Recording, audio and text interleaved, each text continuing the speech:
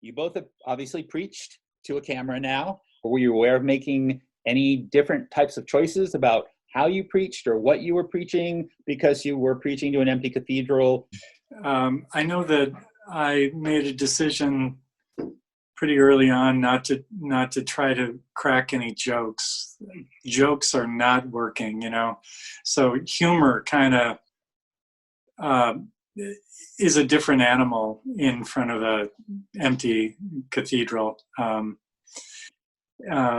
And mostly, for me, it was around the delivery. You know, usually you're able to hear yourself in that space in a way that feels a lot different. So it was a weird experience and kind of disembodied. But in terms of content, I think it was just the humor piece got lost. I'm not going to try to be funny, and not because it's a grim time, but because jokes just don't work in that empty thing. That I would say that's the weirdest piece probably for me too, is knowing where my instinct is to make a joke or to get people laughing, and knowing oh, that's not. I mean, I could still do that. Maybe it'll work, but I'm going to feel weird in the moment because I'm going to feel like I just made a joke and nobody laughed. Right? Yeah. There is something interesting to me about the ability to be as intimate as I can be on this screen with you, where you're kind of up in my space. I'm intrigued by what preaching in that. I mean, there's something really interesting to me about that as an opportunity for preaching in a much more intimate kind of one-on-one sort of way, which we haven't done on Sunday. I don't think we probably will. Although I think both Matthew and I have, when we've been preaching from the lectern, you know, like we preach to the camera. So we're not doing the normal look around the room, make eye contact with, although I did play with that when I was in the pulpit a little bit, because that felt like what I'm used to doing. Although I was also aware, like, is this going to feel really artificial? Because everybody knows there's no one there. I don't know what Matthew's experience of, I mean, in that pulpit, you can't see anybody anyway. So it's always fake, you know, like I'm always looking over people's heads. I can't actually make eye contact with anybody in any real way. So it actually felt pretty much the same as it always does. There was just no blurry people. But I wondered from people who are watching at home, like, are they trying to figure, like, is he crazy? Like so it is in some ways easier, I think, to be at the lectern to actually look into a camera. I don't like that. I much prefer pretending that there's multiple people and inviting you into a fiction of being in a room with other people than I do looking at you in a way. I just don't love that as an approach to preaching. Matthew, I don't know how much of this was a rhetorical choice based on format, but the sermon that you preached on Palm Sunday, where you were at the lectern kind of looking at the camera, and you were more personal in that sermon than I think. Not that you're not usually personal, but that felt like a very personal sermon to me. And I remember thinking both, oh, I love this, but I think part of the reason why this is working so well is because this is a format in which it makes sense for him to be it made sense for you to be a little more unguarded and a little more vulnerable. It felt vulnerable, actually, in a way that I thought really worked.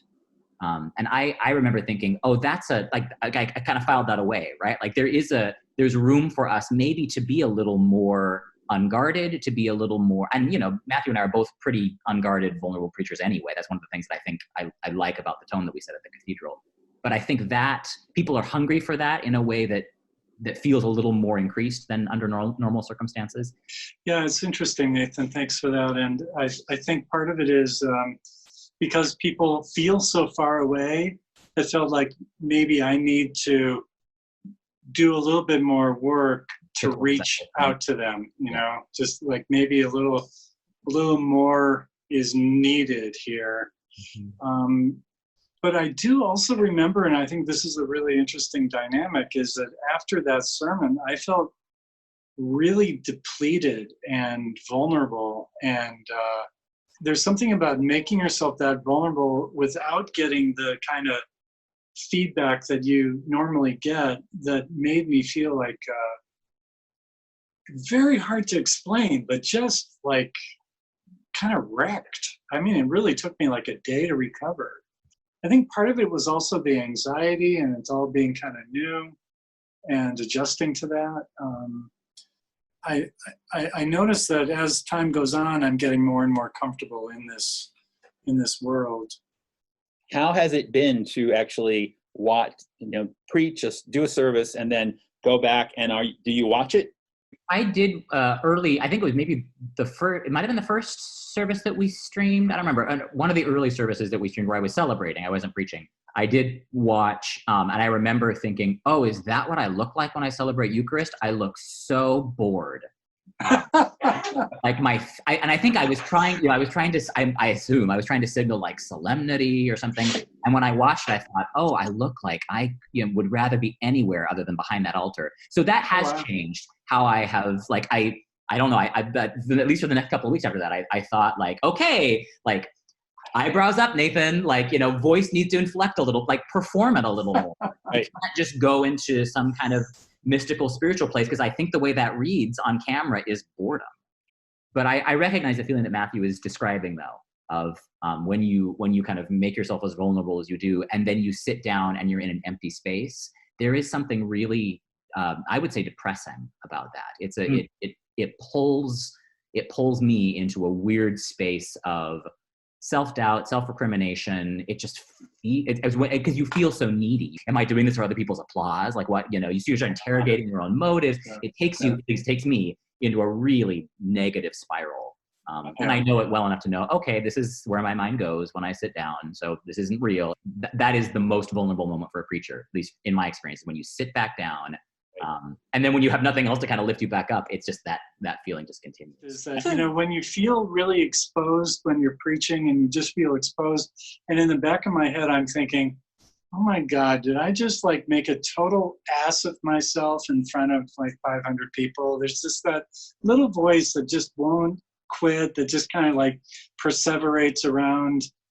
Did I do that transition right? Did I screw up that? Did I say something? Just like constantly kind of, did I just really make a fool of myself? And in live church, you have the consolation of shaking people's hands and having 5 or 10 or more people sincerely thanking you and saying, that really spoke to me. Thank you so much. And, obviously you cannot deny that you touched some people the way you intended and other people the way you never intended, but in a good way. And it over, the course of shaking those hands, that voice just gets to go to bed again. Just like, it's fine. You're fine. It was fine. And not having that moment of interaction of the handshaking thing, I think that was a part of my freak out on Palm Sunday. Is like, I just needed like 10 or so people to say, "Ooh, good job. Thank you for that." And it's not quite the same if you get an email maybe a day later or something.